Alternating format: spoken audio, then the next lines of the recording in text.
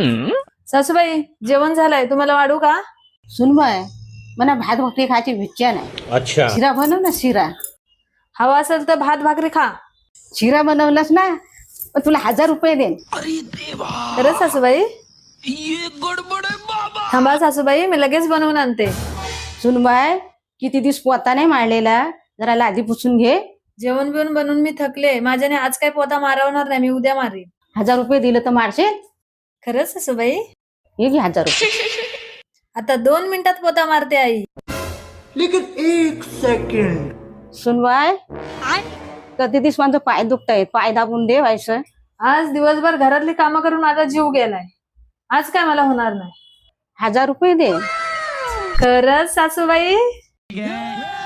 लगेच पाय दाबून देते आई.